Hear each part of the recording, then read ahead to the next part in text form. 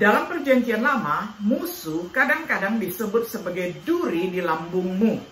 Tetapi jika kamu tidak menghalau penduduk negeri itu dari depanmu, maka orang-orang yang kamu tinggalkan hidup dari mereka akan menjadi seperti selumbar di matamu dan seperti duri yang menusuk lambungmu.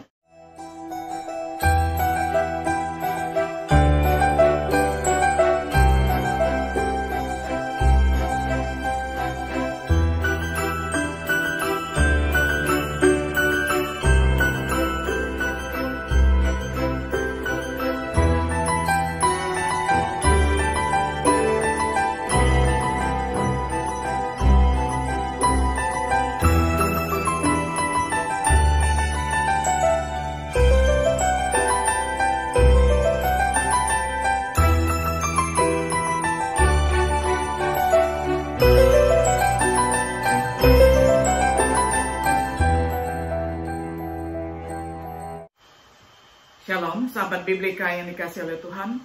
Senang sekali hari ini kita dapat berjumpa kembali di dalam acara Refleksi Sahabat Biblika.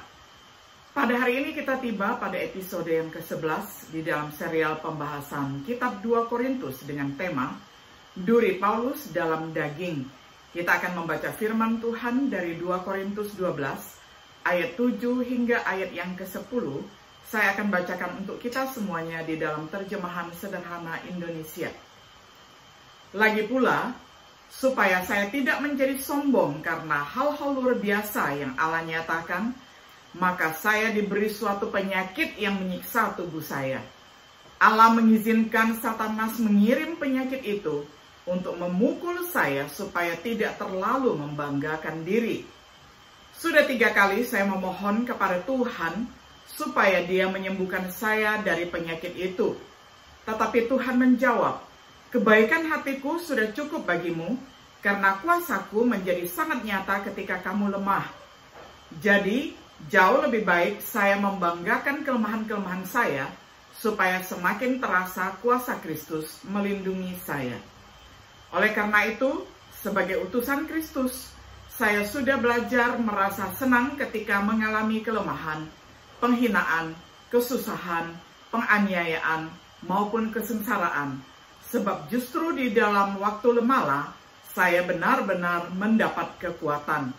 Sampai demikian jauh pembacaan firman Tuhan dari 2 Korintus 12 ayat 7 hingga ayatnya yang ke-10. Sahabat Biblika yang dikasih oleh Tuhan, dalam 2 Korintus 12 ayat 7 sampai 10, Paulus menceritakan tentang duri dalam daging yang sangat mengganggunya.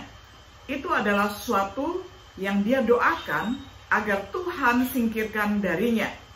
Tuhan tidak melakukannya, tetapi memberi Paulus jawaban yang sangat mendorongnya. Kita mungkin tidak dapat mengetahui secara pasti apa duri itu, tetapi ada beberapa pelajaran berharga yang dapat dipetik saat kita memperhatikannya. Mengapa duri ini diberikan kepada Paulus? Reaksi awal Paulus terhadap duri, reaksinya terhadap jawaban yang diberikan oleh Tuhan. Dalam pelajaran ini kita akan membahas masing-masing hal ini. Dimulai dengan pertanyaan. Yang pertama, apa itu duri dalam daging Paulus? Beberapa penafsiran telah diusulkan. Yang pertama, ada yang mengatakan bahwa duri di dalam daging Paulus itu adalah sakit di telinga atau di kepala Paulus, menurut Tertullian. Kemudian ada juga yang mengatakan bahwa itu adalah nafsu kedagingan yang tidak terkendali. Ini dikatakan oleh komentator abad pertengahan. Lalu kemudian duri di dalam daging itu ditafsirkan oleh McKnight, itu adalah pidato yang terbata-bata atau berbicara yang tidak lancar. Kemudian ada juga yang mengatakan bahwa itu adalah demam malaria, menurut Ramsey.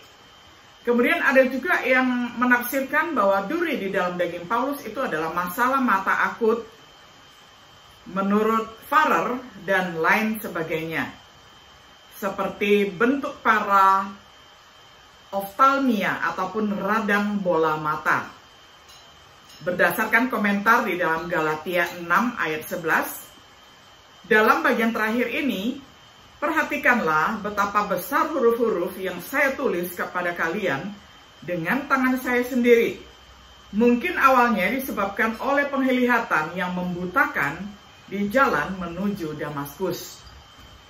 Yang pasti itu adalah kelemahan yang diderita oleh Paulus, yaitu penganiayaan yang dideritanya sebagai Rasul Kristus. Ini adalah pandangan yang diajukan oleh Chrysostom, dan dengan utusan setan dimaksudkan mereka yang menentang dan berperang melawannya. Mereka yang menjembloskannya ke dalam penjara, mereka yang memukulinya, yang membawanya pergi sampai mati, karena mereka melakukan urusan setan, menurut homili 26.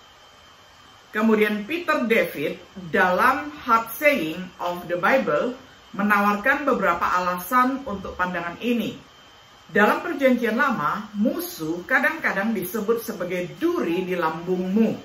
Tetapi jika kamu tidak menghalau penduduk negeri itu dari depanmu, maka orang-orang yang kamu tinggalkan hidup dari mereka akan menjadi seperti selumbar di matamu dan seperti duri yang menusuk lambungmu. Dan mereka akan menyesatkan kamu di negeri yang kamu diami itu. Menurut Bilangan 33 ayat 55. Lagi aku telah berfirman, aku tidak akan menghalau orang-orang itu dari depanmu, tetapi mereka akan menjadi musuhmu dan segala alam mereka akan menjadi jerat bagimu. Hakim-Hakim 2 ayat 3. Tidak ada penggunaan metafora dari duri untuk penyakit atau godaan. Topik dasar 2 Korintus 10-13 adalah lawan Paulus. Mereka yang menyusahkan orang Korintus dan Paulus sendiri. Paulus menyamakan duri dengan kelemahan di mana dia akan bermegah. Dalam konteks 2 Korintus 10-13, ia menghubungkan kelemahannya dengan penganiayaan. Oleh karena itu, sebagai utusan Kristus, saya sudah belajar merasa senang ketika mengalami kelemahan, penghinaan, kesusahan, penganiayaan, maupun kesengsaraan. Sebab justru di waktu lemahlah saya benar-benar mendapat kekuatan. 2 Korintus 12 ayat 10. Peter David menyimpulkan bahwa duri adalah lawan yang mengikuti jejak Paulus sepanjang misinya. Membingungkan gereja setiap kali dia meninggalkan satu gereja untuk menanam gereja yang lain. Apapun duri itu adalah utusan setan. Artinya itu adalah sesuatu dari setan dengan niat jahat. Namun jelas bahwa Tuhan membiarkannya tetap ada. Ini mungkin membuat kita bertanya, mengapa duri diberikan? Supaya Paulus jangan menjadi sombong atas hal-hal luar biasa. Menurut 2 Korintus 12 ayat 7. Paulus telah diberkati untuk menerima banyak wahyu ataupun visi ataupun penglihatan. Misalnya, pertama, di jalan menuju Damaskus, visi berjumpa dengan Yesus.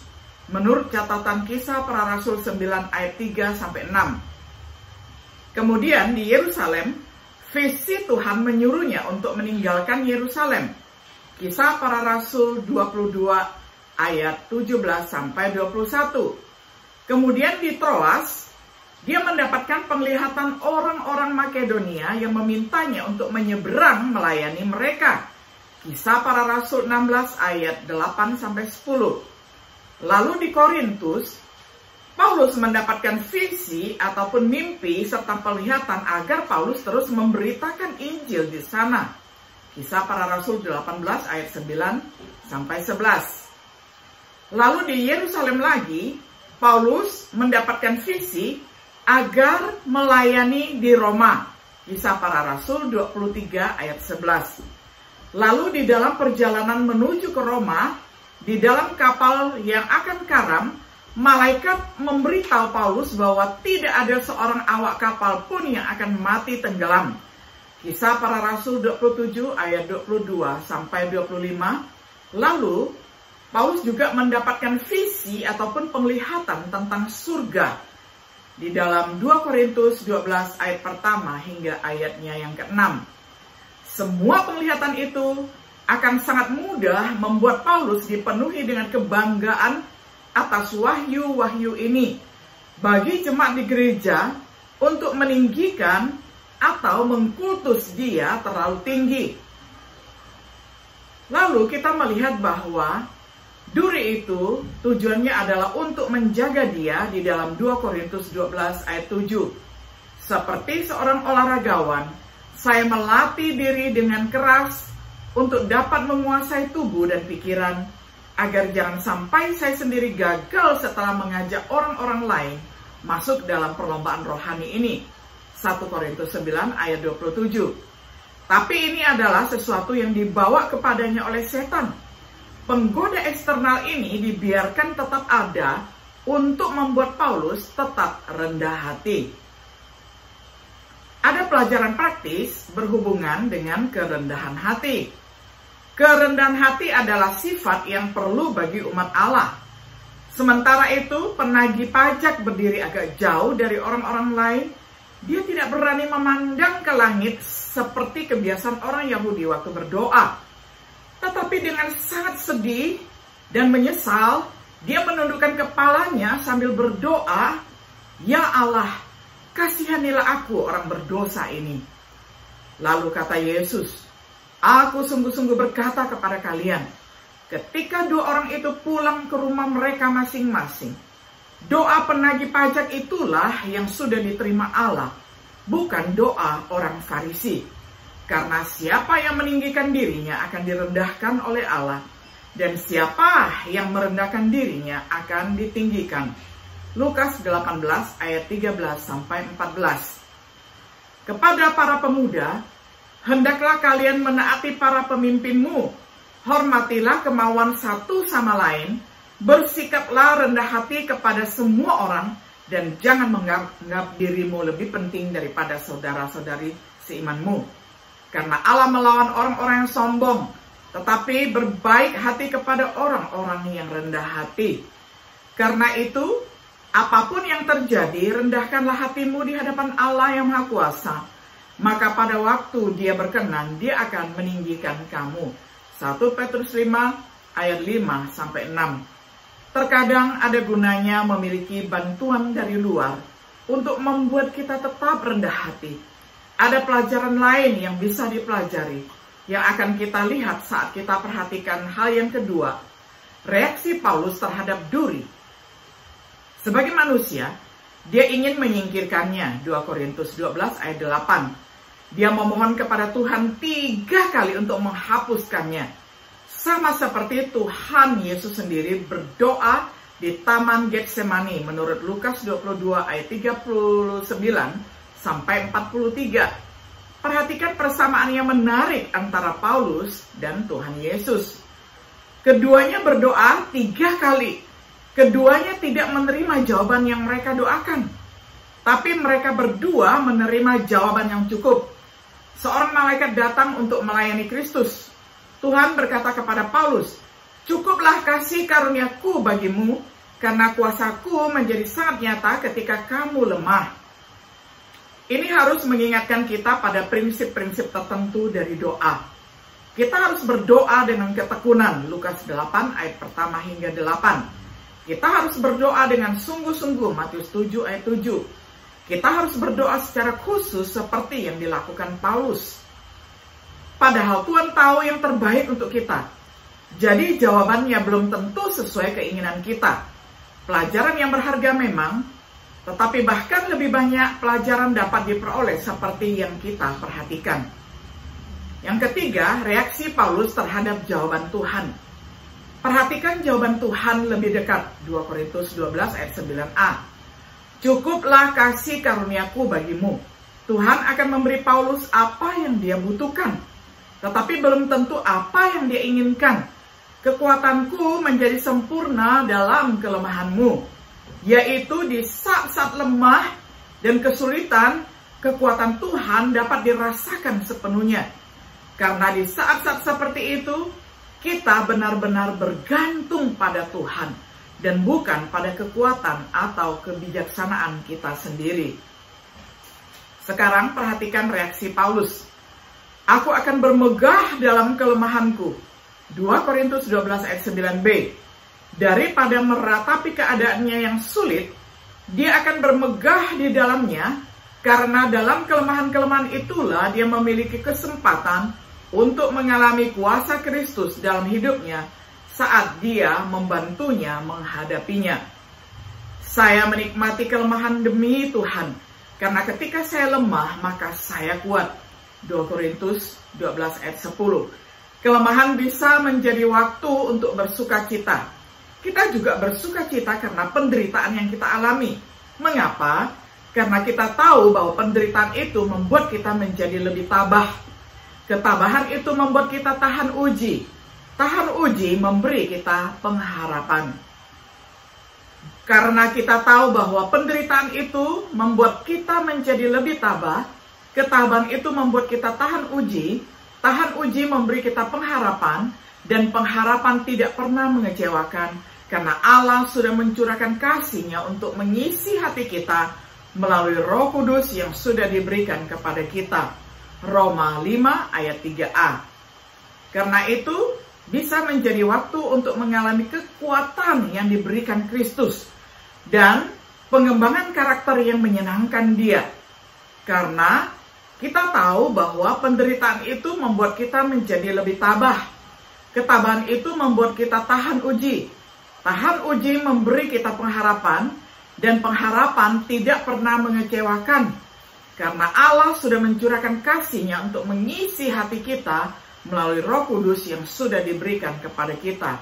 Roma 5 ayat 3b sampai 5. Sebagai kesimpulan, kita mungkin tidak dapat menentukan dengan tepat sifat dari duri Paulus dalam daging. Beberapa penafsir percaya bahwa ambiguitas ini adalah dengan desain. Jika tidak, mereka yang memiliki kelemahan lain mungkin berpikir pelajaran rohani bukan untuk mereka. Tetapi dari bagian yang membingungkan, kita dapat memperoleh prinsip-prinsip kuat yang berlaku untuk semua orang. Di saat lemah, berdoalah. Namun jangan heran jika jawaban doa Anda serupa dengan yang diberikan kepada Paulus.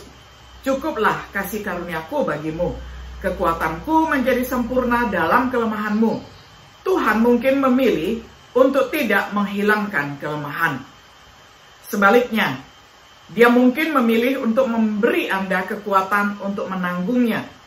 Jika demikian, maka bersukacitalah bahwa kuasa Kristus ada pada Anda.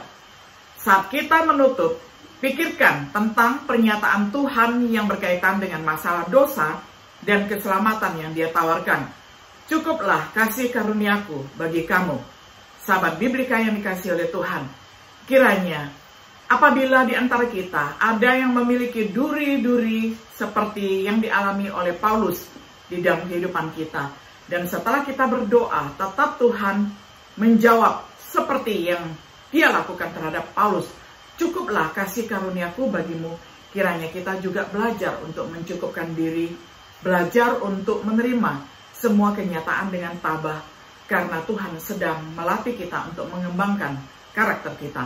Kiranya Tuhan menolong kita dapat melalui hidup kita bersama dengan duri-duri yang Tuhan izinkan di dalam hidup kita. Tuhan Yesus memberkati kita selalu. Shalom.